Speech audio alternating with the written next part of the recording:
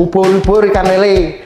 Si Jamal PDKT hadir le. Ayo nonton si Jamal PDKT. Memang oke. Ayo do nonton cah.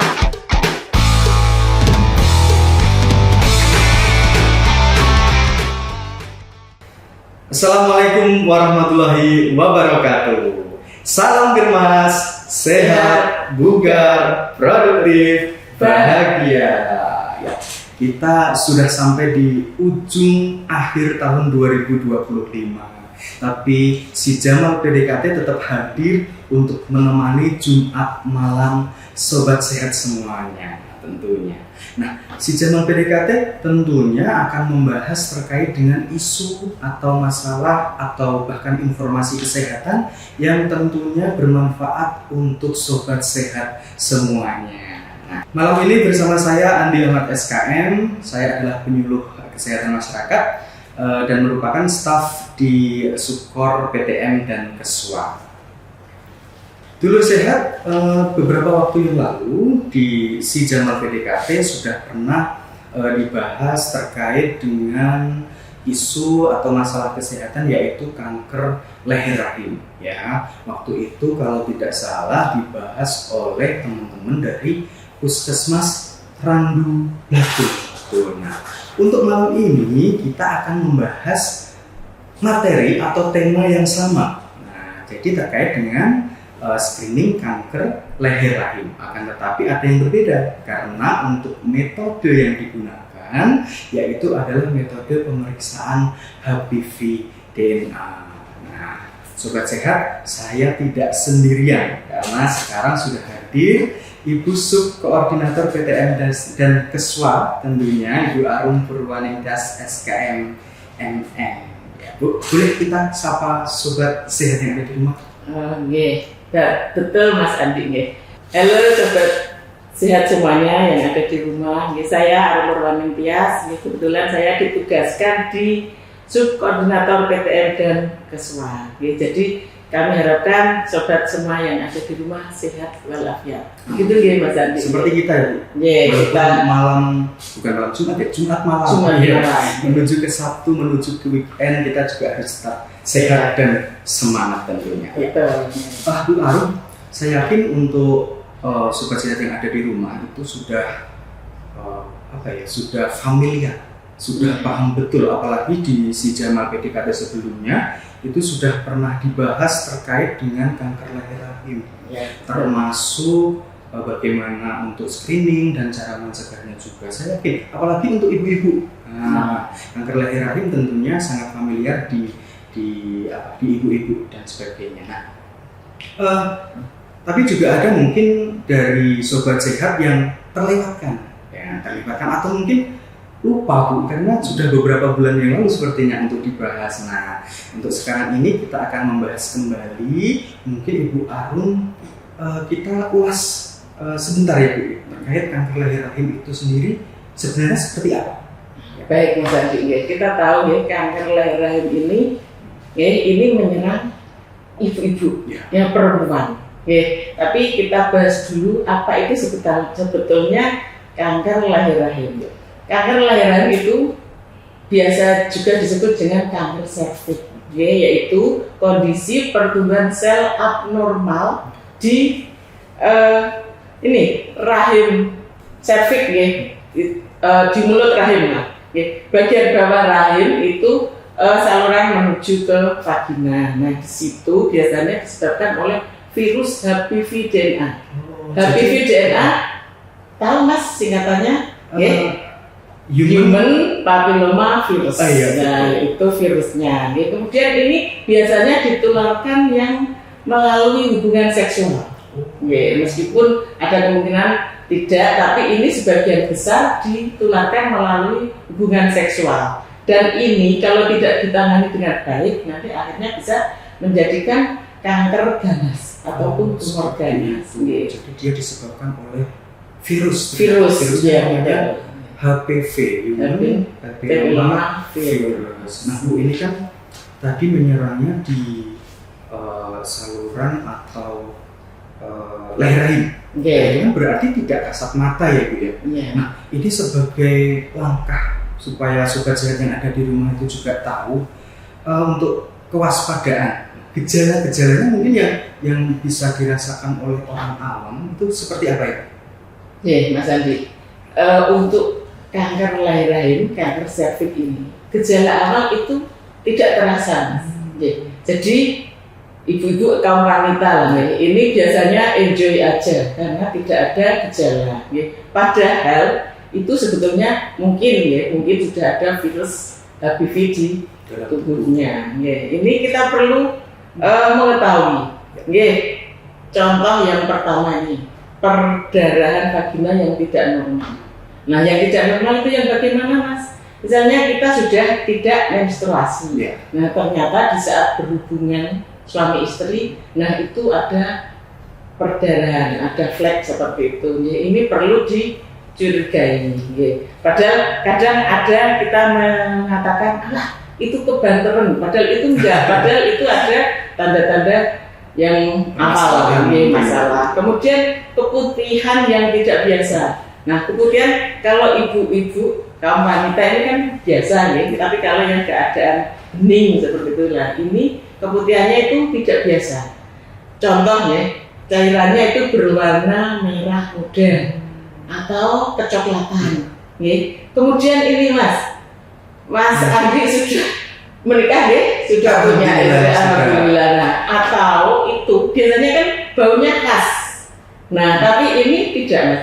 Ini baunya istilahnya bahasanya ini ada bau busuk. Ya, jadi ini juga perlu diwaspadai. Kemudian yang ketiga ini nyeri panggul.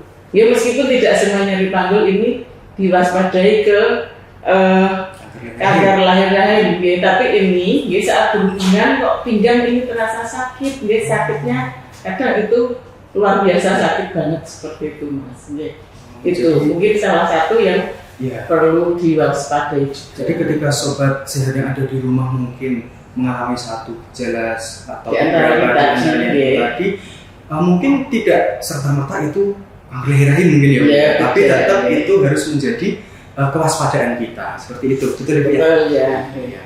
Kemudian untuk kanker leher rahim jelas untuk yang bapak-bapak tidak bisa ya Bu ya, karena kami tidak mempunyai serviks leher rahim. Berarti yang rentan otomatis adalah wanita. Ini ada mungkin karakteristik khusus pada wanita yang mungkin dia rentan terkena kanker leher rahim. Ya, ada, Mas. Nah, tadi kita sampaikan yang kena itu kan wanita. Nih, wanita yang sudah berhubungan seksual. Yang saya meskipun ada yang tidak punya istri, tapi panjenengan tahu yaitu faktor X ya, seperti itu. Nah, ini wanita yang bisa terkena kanker leher rahim ini memiliki banyak pasangan. Nah, ini tadi yang saya sampaikan ya, wanita X itu dalam tanda kutip. Kemudian melakukan aktivitas seksual pada usia dini. Nah, ini kan pernikahan dini. Ya. Pemerintah juga sudah melarang ya pernikahan dini. Juga di agama kita juga tidak boleh. Ya. Nah, ini ternyata ada efek di penyakit ini. Mungkin tidak secara langsung, tapi mungkin efeknya beberapa puluh tahun. Ya, seperti itu. Kemudian merokok. Padahal kita tahu merokok ini bagian atas. Kok bisa kena di serviks? Nah, merokok itu kan yang namanya rokok itu kan karsinogenik, yang bisa mengakibatkan terjadinya kanker. Jadi harapannya merokok itu tidak boleh. Meskipun kita tahu merokok yang laki-laki banyak dan perempuan juga banyak, tapi harapannya jangan merokok karena ini juga bisa berisiko terkena kanker serviks. Kemudian lagi memiliki sistem kekebalan tubuh yang lemah. Harapannya kita tetap sehat, makan makanan bergizi, olahraga, semuanya itu hidup sehat dilaksanakan. Kemudian yang penting, ini tidak kalah pentingnya, harus melaksanakan screening. Nah, screening itu yang kemarin-kemarin ini kan namanya Pap smear dan IVA. Ini untuk screeningnya. Jadi meskipun tidak tidak sering tapi tetap berkala karena ada jadwal-jadwalnya. Begitu Mas Andi. Kalau kasusnya sendiri, kasus kanker leher rahim itu sebanyak apa Ibu ya? Kalau kita khususnya saya sendiri mungkin ya, kalau kanker leher rahim mungkin kita kanker paru itu biasa, ini ya kanker dan lain-lain. Ini kanker leher rahim ini sebanyak apa sih kasusnya di Indonesia mungkin, untuk gambaran sobat sehat yang ada di rumah? Nah, ini yang perlu kita ketahui, ternyata angka kematian kesakitan kanker leher rahim ini menduduki peringkat kedua di antara kanker yang lainnya. Ya, jadi kita perlu hati-hati. Ya. Kita tahu tahun 2020 Mas Anji, ya, kita untuk kanker leher rahim yang total, kanker semuanya, ya, itu dari penyakit katastrofik itu penyakit yang mengancam jiwa dan dalam waktu lama membutuhkan biaya banyak, ya, itu kanker ini menduduki urutan kedua. Dan pada tahun yang sama, tahun 2020 ini, kanker leher rahim ini menduduki urutan kedua, ya, di antara kanker yang lain. Cukup banyak. Nah, perlu diketahui juga, ini prediksi tahun 2025 Mas Andi. Ya, ini total diprediksi itu 38,8 ribu itu kasus baru. Kasus baru loh Mas. Belum ditambahkan yang sebelumnya. Dan prediksi lagi dari sekian tadi 38,8 ribu ini 22,3 ribu itu mengalami kematian. Ya, 57% kalau kita persentasekan. Nah, ini harapannya karena sekarang ada program baru, ya, nanti kita sampaikan selanjutnya. Karena ada program baru ini, monggo dimanfaatkan untuk masyarakat. Gitu Mas Andi. Nanti kita jelaskan untuk pemeriksaannya. Memang kanker khasnya PTM ya Bu ya. Jadi dia prosesnya itu lama, kemudian untuk penyembuhannya juga lama, memakan waktu dan juga biaya yang tidak sedikit seperti itu. Nah, mungkin sebelum kita ke bagaimana cara mendeteksinya, mungkin ada tips untuk mencegahnya dulu Ibu. Mungkin ada beberapa tips yang bisa sobat sehat lakukan di rumah untuk mencegah kanker leher rahim. Ya baik Mas Andi, kanker leher rahim sebetulnya itu mencegahnya mudah, tapi kalau dilaksanakan. Ya. Karena apa yang pertama gaya hidup sehat, ya. Tidak merokok, kemudian setia pada satu pasangan Mas Andi. Harus setia loh ya. Alhamdulillah. Kemudian vaksinasi HPV. Vaksinasi HPV, pemerintah ini juga sudah mempunyai program, ya. Setiap kelas 5 SD ini dilaksanakan vaksinasi, imunisasi HPV.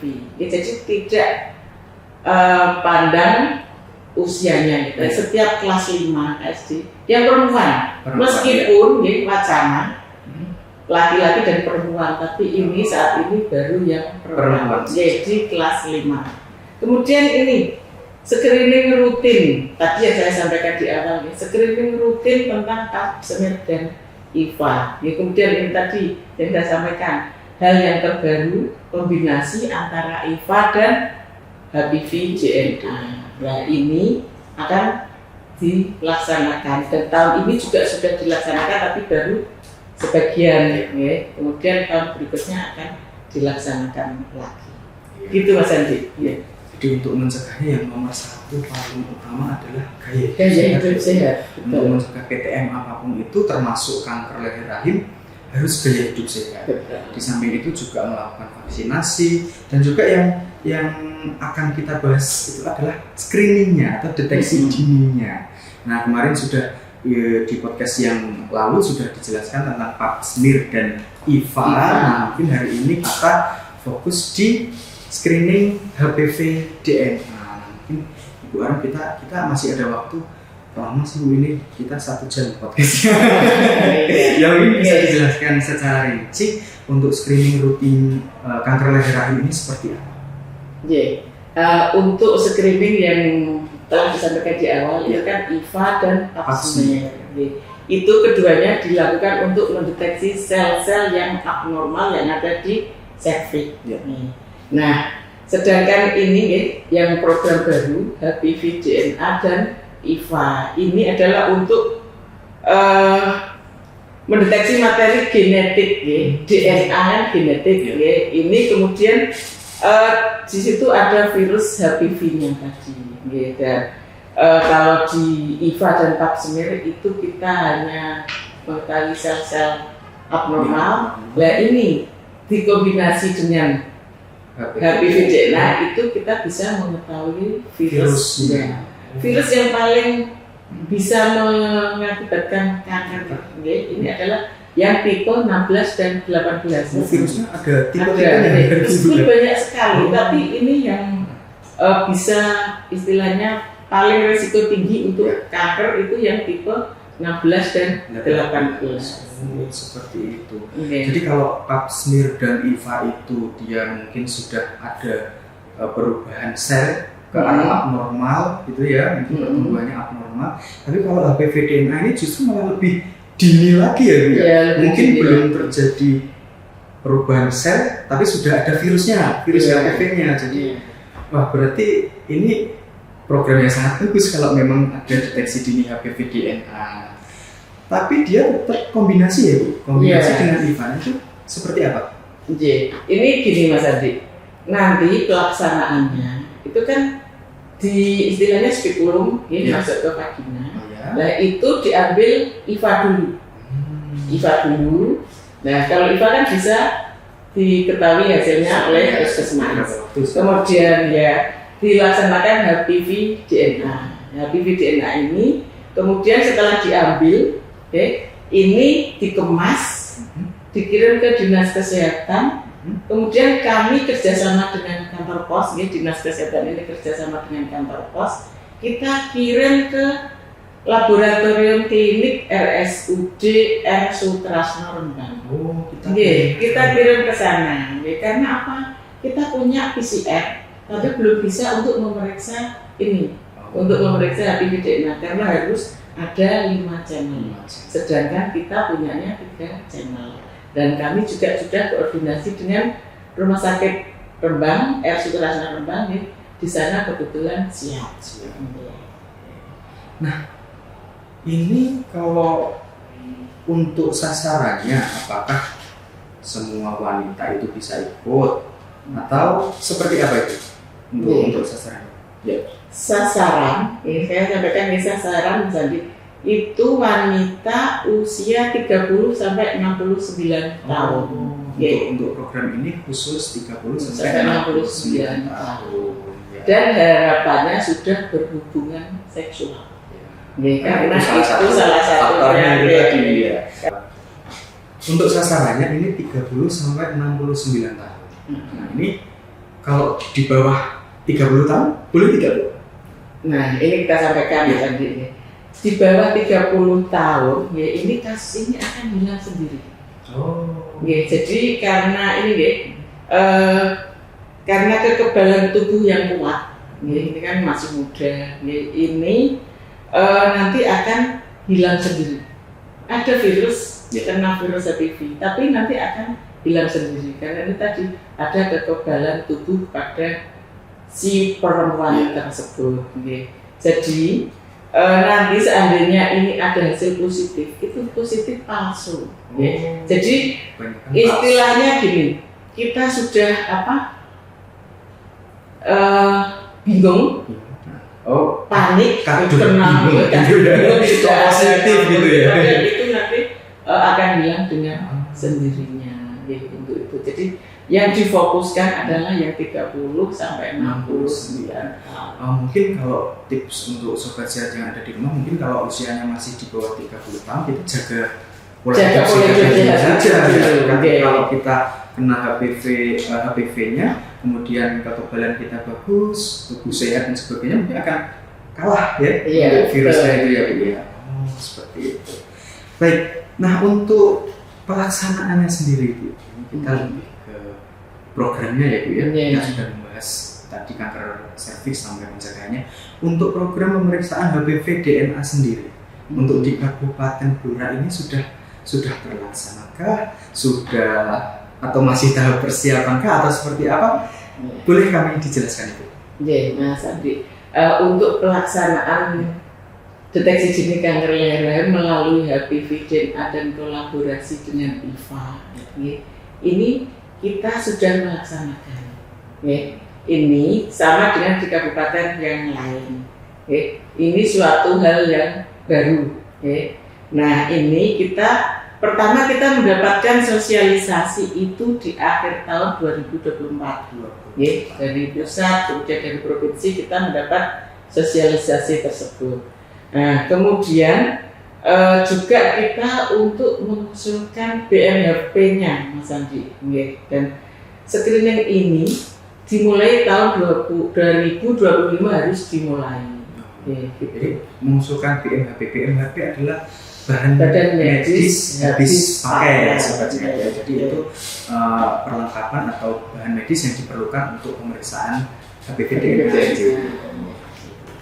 Nah, kalau ini hal baru dari semua kabupaten kota juga hal baru mulai 2024 disosialisasikan. Tentu harus ada persiapan ya Bu ya. 2024 disosialisasikan, 2025 harus pelaksanaan. Tentu Dinas Kesehatan Daerah Kabupaten Blora sudah melaksanakan beberapa persiapan nih. Nah, persiapannya ini sampai mana Ibu untuk yang sudah dilaksanakan di Kabupaten Blora? Baik Mas Andi, untuk Kabupaten Blora kita sudah melaksanakan persiapan. Pertama, kita kebetulan mengirimkan nakes 7 dokter, 7 dokter dari 7 puskesmas, yaitu dari Puskesmas Bogorjo, kemudian Ngawen, kemudian Cepu, Sambong, Kunduran, kemudian Puskesmas Blora dan Banjarrejo. Kebetulan ini yang kita tugaskan dokter yang cewek-cewek.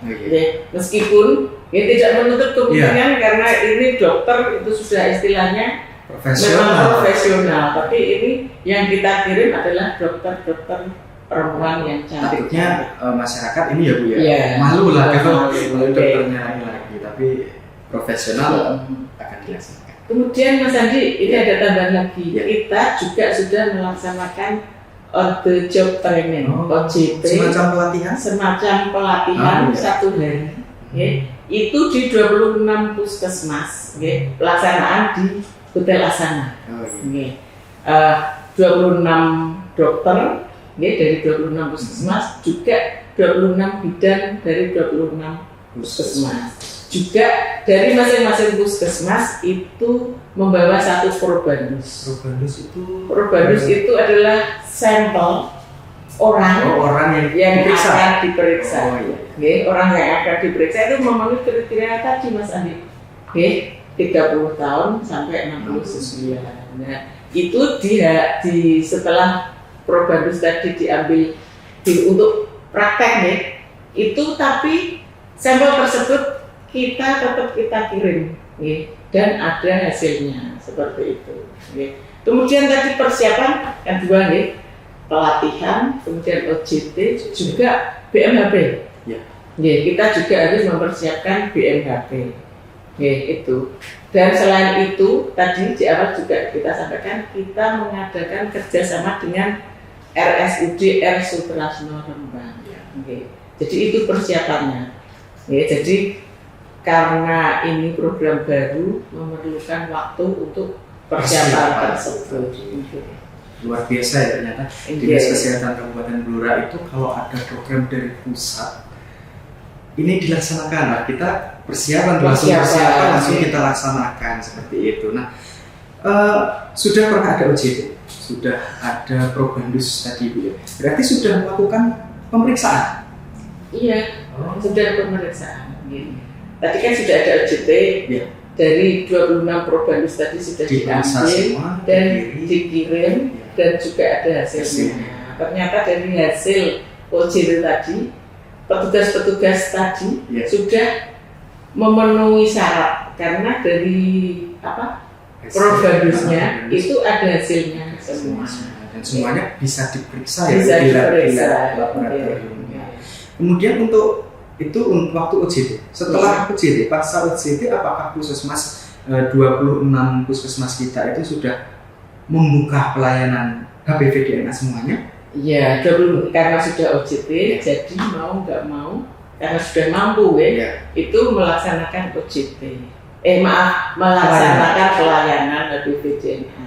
Dan ini Mas Andi Iya. juga sudah dilaksanakan. Iya. Bulan Oktober, November sampai 5 Desember Iya. kemarin, ya, ini sudah melaksanakan pemeriksaan HPV HPV DNA. jumlahnya sudah? Jumlahnya 834 Wah, 834. dalam waktu kurang lebih 2 bulan. 2 sampai 3 Kita, bulan ini 2 sampai terakhir 3 ya. bulan. Di akhir tahun 834 dan juga hasil sudah keluar keluar semua. Jadi sudah 834 gitu ya Bu ya, untuk sampai 2025.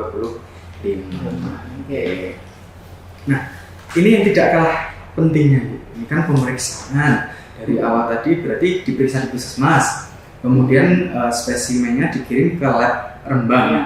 Itu kan pasti ada biaya ya Bu ya. Jadi biaya mungkin untuk membeli BMHP-nya, kemudian petugas yang memeriksanya, kemudian nanti mengirimnya, nah kemudian pemeriksaan di labnya, nah itu kan butuh biaya. Itu apakah peserta yang melakukan deteksi dini nanti ada penarikan biaya untuk pemeriksaan? Baik Mas Andi, ini yang namanya pemeriksaan HPV DNA itu kan ada yang mandiri. Ya. Kalau yang mandiri berarti berbayar. Nah itu mungkin bagi yang istilahnya kalangan yang mampu, yang mandiri pun mandiri di rumah sakit. Iya, itu pelaksanaannya di rumah sakit ataupun klinik yang Bisa melayani. Nah ini kita berbicara yang program pemerintah Mas Andi. Kita program pemerintah itu gratis Mas Andi. Gratis. Ya, jadi untuk masyarakat semua yang memenuhi kriteria minta tolong ini tahun depan kan ada ya, karena untuk yang tahun 2025 ini sudah selesai, tahun depan ada, monggo ini dimanfaatkan karena kita tahu seperti itu ya, yang namanya kanker leher rahim sangat-sangat berbahaya ya, mumpung belum terlanjur, bahasa Jawanya mumpung belum kadung ya. Nah ini kita untuk melaksanakan deteksi dini pemeriksaan ini kanker leher rahim dengan HPV DNA tidak sakit. Jangan dibayang-bayangi wala nanti istilahnya itu dibuka seperti itu terus sakit. Tidak sakit ya. Seperti itu Mas. Terima kasih Bu.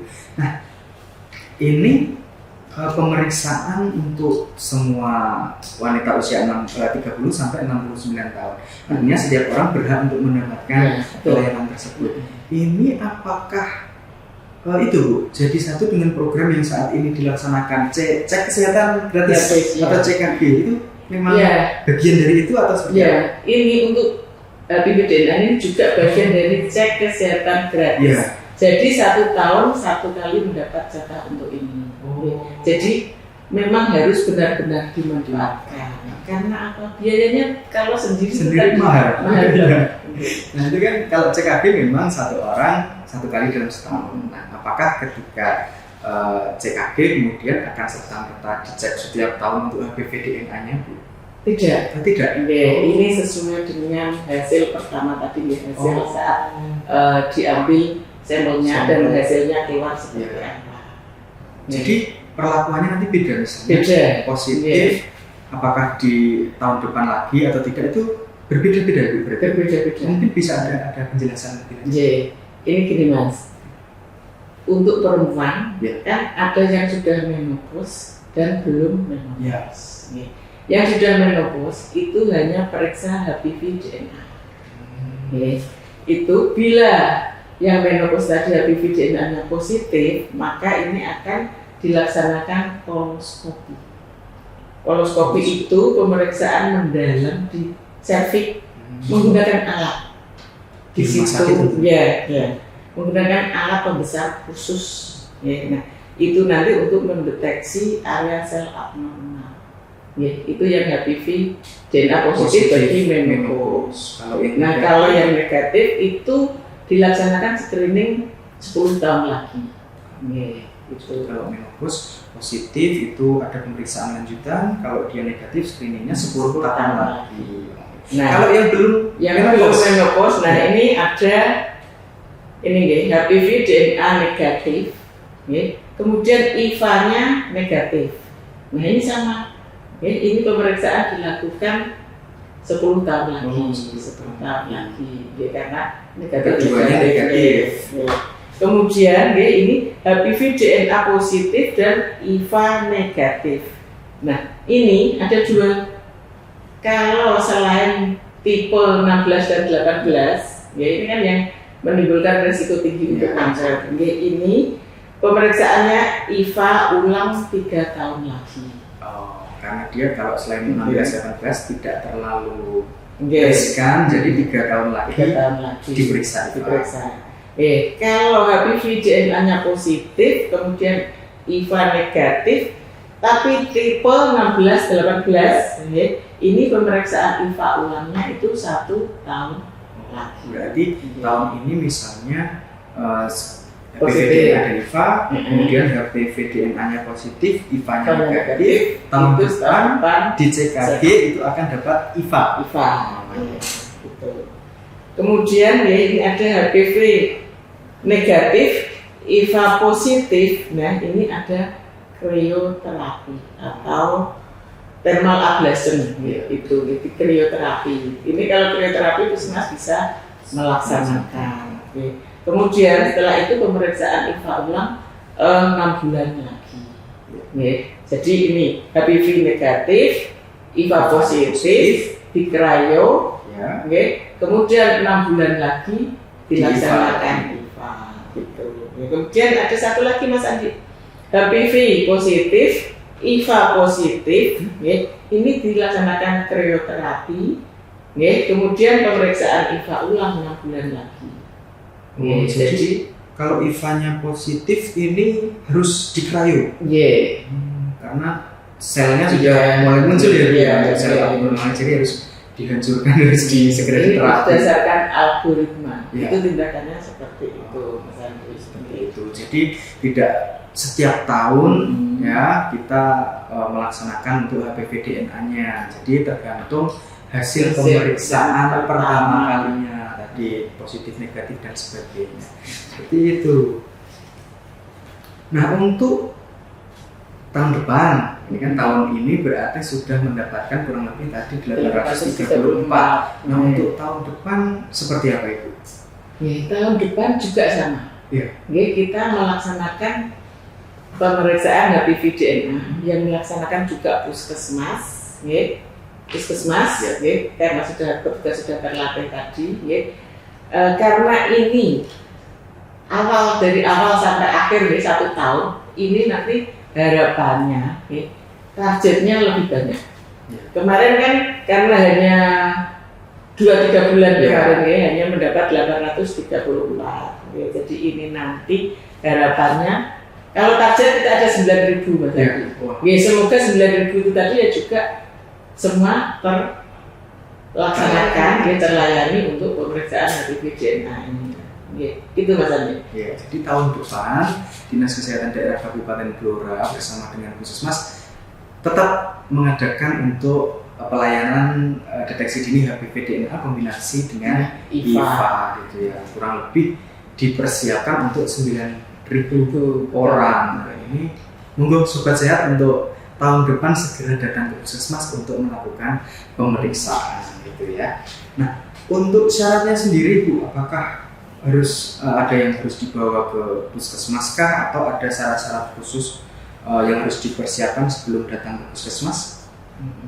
Baik Mas Adi, yang dibawa pertama kali harus mempunyai KTP. Identitas. Semua sudah punya yang KTP. Kemudian tidak saat menstruasi. Jadi nggak boleh nanti yang diambil malah darah menstruasi. Kemudian tidak melakukan hubungan seksual selama 24 jam. ya. Jadi sehari semalam tidak boleh. Itu merupakan salah satu syarat. Ya.